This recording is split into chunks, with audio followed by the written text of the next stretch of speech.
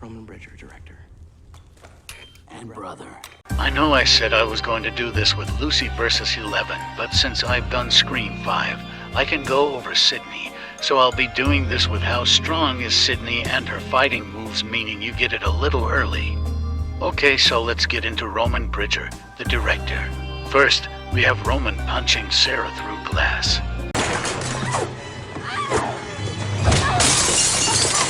which is 4,112.5 for 6776689 joules, street level. Next is Roman smashing Tyson into a glass cabinet,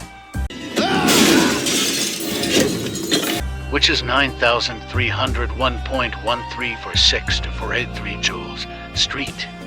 Next is Roman smashing through this glass door, which is 6,675 joules, street level.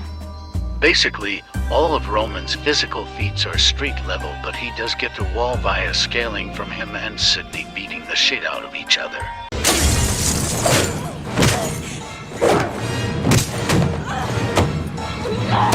Sydney is uninjured by a car crash in Scream 2, which comes out to 54,957 joules, wall level.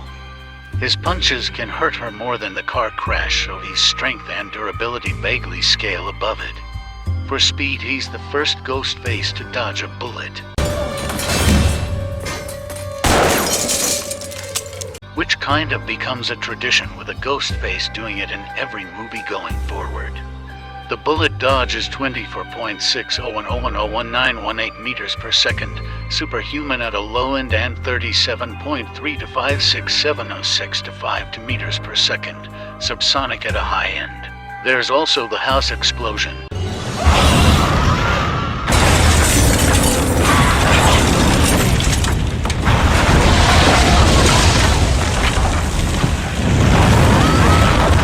which is 0.13963 tons of TNT, small building level.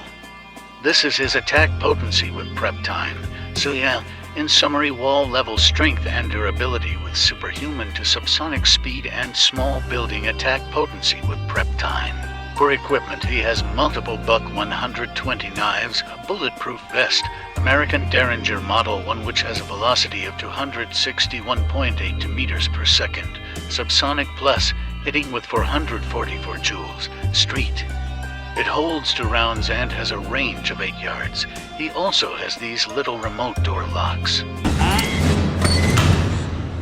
And of course, his voice mimicker. For fighting skill, he's the best out of all the Ghostface killers, showing stuff from boxing, karate, judo, Filipino knife arts, and Muay Thai. For intelligence, he created his voice mimicker, which can perfectly replicate any voice, even better than what we have in real life today, and he invented the technology on his own over 20 years ago. He was able to track down his real mother despite only having the fake name Rena Reynolds to go off, but he did admit it took his whole life to do. I searched for a mother, too, an actress named Rena Reynolds. Tried to find her my whole life. And 4 years ago, I actually tracked her down. He manipulated Billy into killing Morian for him and mentored him in how to get away with murder, which he initially did. Your boyfriend didn't like seeing his daddy in my film too much. He didn't like it at all.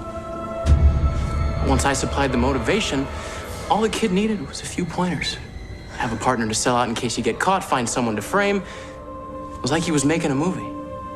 Created the fake identity Roman Bridger, became a successful Hollywood director to get close to his father Milton. They don't even know Rena's son exists, and if he did, he'd be 27. Roman Bridger has made sure that the world knows he's 30. All this stuff is good, but he wasn't able to track down Sydney, and so just defaulted to killing people in the hopes of drawing her out.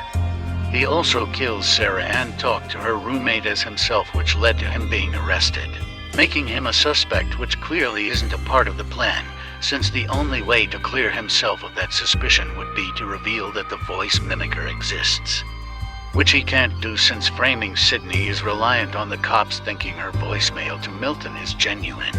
Outside of that, he effectively uses the voice mimicker, gets Sydney's phone number from Dewey's phone, messes with the power to Jennifer's house so the fax machine still works after he cut the power, rigged the gas explosion, making that dumbass blow himself up.